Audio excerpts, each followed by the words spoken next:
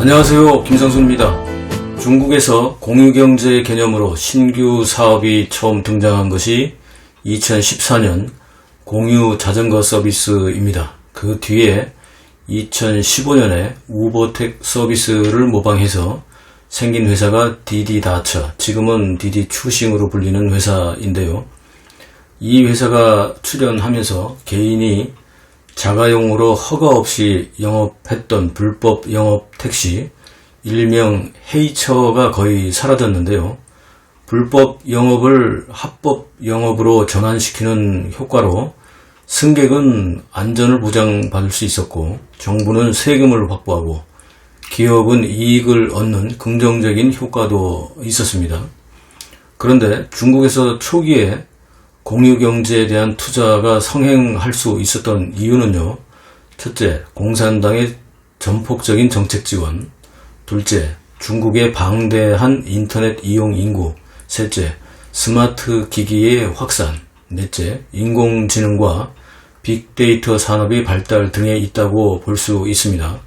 그런데 지금은 어떻게 되었을까요? 지금은 공유사업의 업체가 파산하면서 소비자들은 보증금을 돌려받을 수 없게 되었고, 공유사업의 자산은 관리가 중단되어 도시의 흉물이 되고 있습니다. 오늘 보실 영상은 공유자전거와 공유전동차에 관한 영상입니다. 영상 함께 보실까요? 스촨성의 청두시 한 택시회사 기사들이 코로나 바이러스 사태로 영업이 잘 안된다고 영업용 택시의 경쟁자인 공유전동차를 하천해 버립니다. 랴오닝성 다렌시의 택시기사들이 공유자전거를 시내의 외곽지역에 모으고 있습니다. 역시 영업에 방해가 된다는 것인데요. 바다에 버리지 않은 것이 다행일까요? 산시성의 한 도시에서는 택시기사들이 공유자전거 주변에 택시를 세워서 소비자들이 공유자전거를 이용하지 못하게 하고 있습니다. 이런 모든 행위들이 범죄라는 것은 알까요? 중국의 공유경제 사업으로 공유자전거 서비스가 2014년 처음 등장하고 이어서 나타난 것이 공유택시, 공유전동차, 공유우산, 공유와이파이, 공유헬스장, 공유휴대폰 보조 배터리, 공유농구공, 공유유모차, 공유수면방, 공유명품 가방 대여 등등 많은 기업들이 나타났습니다. 그런데 실제는 공유의 개념이 아니라 단지 임대사업에 불과합니다. 공유라는 이름을 붙여야 새로운 개념으로 투자를 받을 수 있어서 공유를 마구 가져다 붙였는데요. 실제로 초기에는 공유만 붙이면 투자자들이 엄청나게 몰렸습니다. 공유경제 시장은 매년 40% 이상 성장을 했지만, 그러나 초기 투자비가 막대하다 보니 실제로 수익을 내는 기업은 거의 없었고, 가장 먼저 생겼던 공유 자전거 서비스 사업이 부도가 나서 무너지기 시작했습니다. 공유 우산 서비스도 소비자들이 엉망으로 우산을 사용하고 방대한 지역과 우산을 제대로 관리할 수 없었기 때문에 실패로 끝났습니다. 자기 우산이 아니니 우산이 남은 난리가 없고, 원가 부담으로 싸게 만든 우산의 품질 또한 오래 견디지 못했던 겁니다. 공유경제의 개념이 아직 확실하게 정의되지는 않았지만, 원래 공유경제가 생기면서 의도한 바는 개인 간 거래로 사회의 잉여 자원을 최대한 활용하기 위한 방법으로 정의되고 있습니다. 그렇기 때문에 중국식 공유경제 사업은 임대사업의 변형이라고 놀림을 받았던 겁니다. 결국 투자 자본을 유치하기 위해 공유라는 말을 붙였던 임대사업은 엄청난 투자 자본을 받았지만, 대량의 제품 구매와 방대한 제품 관리 인력 등의 투자 자금을 쏟아 부어야 했고, 투자된 자금의 회수는 소비자들의 작은 사용 비용에 의존해야 했기 때문에 수익은 나지 못하는 근본적인 문제를 안고 출발했던 겁니다.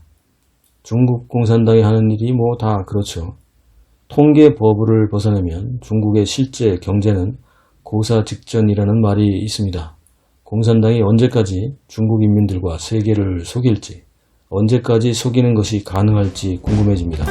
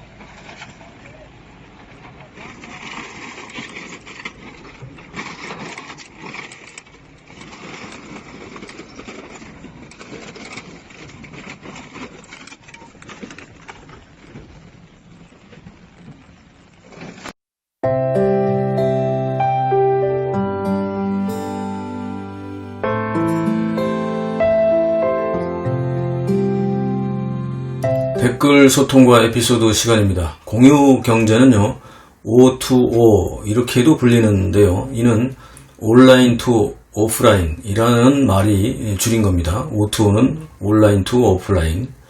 온라인과 오프라인의 융합을 통해서 지속 가능한 지구를 만들자라는 공유 경제의 의미로도 O2O가 사용되고 있습니다.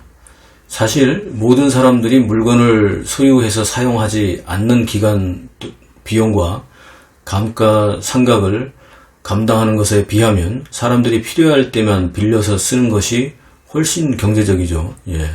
이는 기존의 렌탈 사업과는 또 다른 개념이긴 한데, 렌탈 사업은 어쨌든 계약 기간이 있고 장기간 임대를 해야 되지만, 공유 사업은 일회성 혹은 일회성의 연속적인 임대 이렇게도 구분할 수 있겠습니다. 그렇죠?